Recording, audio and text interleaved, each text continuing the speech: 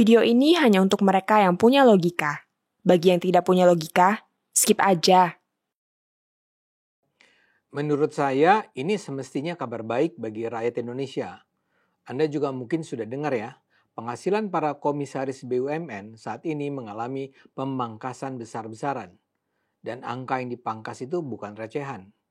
Para komisaris BUMN kehilangan apa yang disebut tantim atau bonus tahunan. Jumlahnya bisa mencapai miliaran rupiah per tahun. Itu pasti sangat terasa bagi mereka-mereka yang sudah menduduki jabatan komisaris BUMN selama bertahun-tahun. Saya sendiri kan sejak Juli lalu memang jadi komisaris BUMN, PLN Nusantara Power. Tapi saya tidak merasa kehilangan karena toh saya belum pernah memperoleh bonus itu. Jadi cuma sekedar tidak akan pernah dapat. Tapi buat yang lama jadi komisaris, ini mungkin terasa memukul.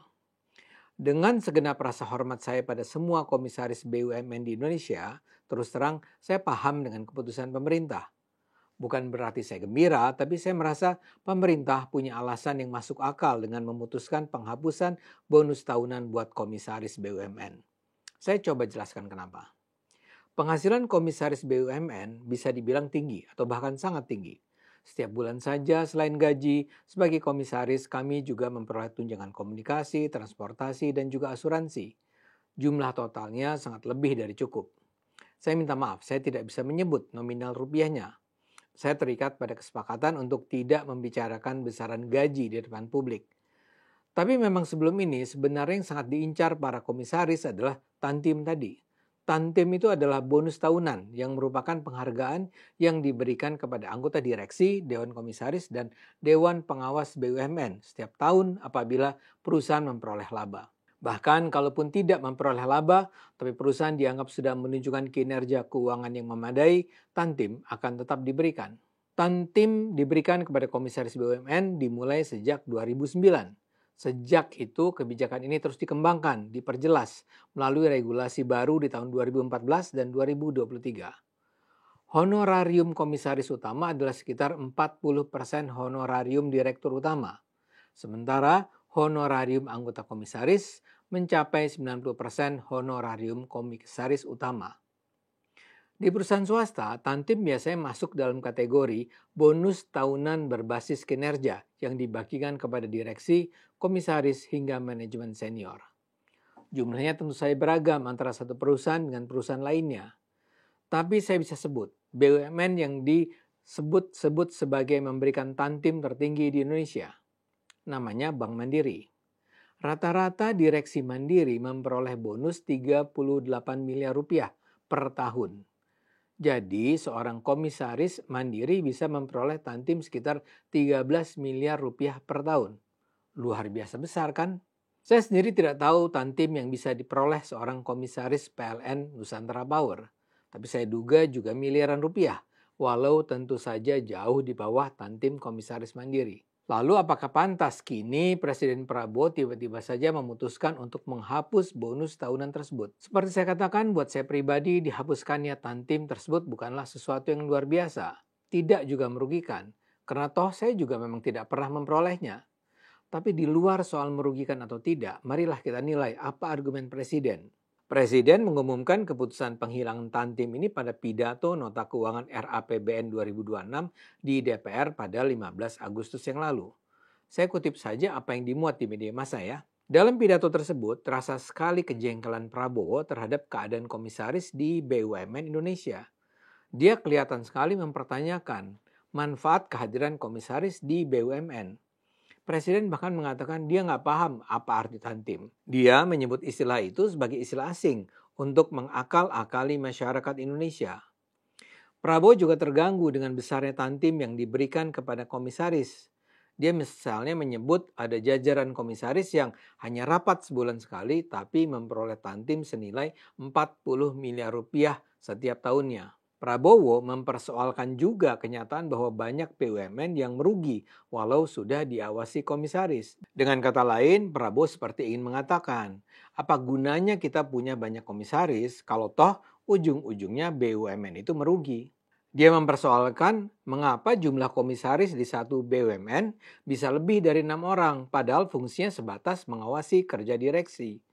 Karena itu dia menyatakan jumlah komisaris maksimal haruslah 6 orang saja. Prabowo menganggap BUMN seharusnya tidak defisit. Aset BUMN telah mencapai 1.000 triliun US dollars. Dengan aset sebesar itu, BUMN harus lebih mampu berkontribusi besar terhadap pembangunan negara, termasuk mendukung penerimaan negara minimal 50 miliar US dollar per tahun sehingga APBN tak lagi pernah defisit. Prabowo pun mengingatkan apabila ada direksi dan komisaris yang keberatan dengan kebijakan baru tersebut, dipersilakan untuk berhenti. Pada kesempatan lain, CEO BPI dan Antara Rosan Roslani mengungkapkan bahwa kebijakan penghapusan Tantim tersebut menghemat hingga 8 triliun rupiah per tahun.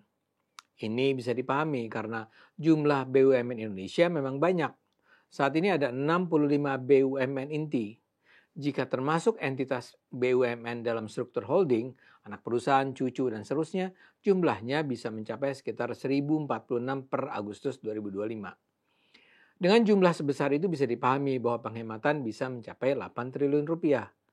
Dengan latar belakang penjelasan itulah pemerintah menyatakan menghapus kebijakan Tantim yang sudah berlangsung 16 tahun.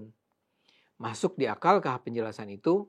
Saya rasa oke, walau dengan sejumlah catatan.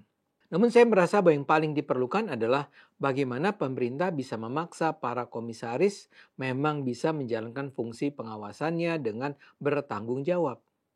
Komisaris ini sebenarnya bisa berperan besar. Komisaris seharusnya melakukan fungsi pengawasan dan memberi masukan. Kehadiran komisaris mewakili kepentingan pemegang saham. Dalam hal BUMN, pada ujungnya pemegang saham yang harus diwakili komisaris adalah rakyat. Hal yang menunjukkan bahwa komisaris BUMN di Indonesia belum berperan dengan cara yang bertanggung jawab adalah banyaknya kasus korupsi ditemukan di BUMN. KPK, Kejaksaan Agung, BPK berulang kali menemukan kasus korupsi di lingkungan BUMN. Modus yang umum ditemukan adalah markup project, kredit fiktif, penyalahgunaan investasi, pengadaan barang atau jasa, hingga kerjasama dengan pihak swasta yang merugikan negara. Kerugian negara dari kasus BUMN bisa mencapai triliunan rupiah atau bahkan puluhan triliun rupiah dalam satu kasus saja.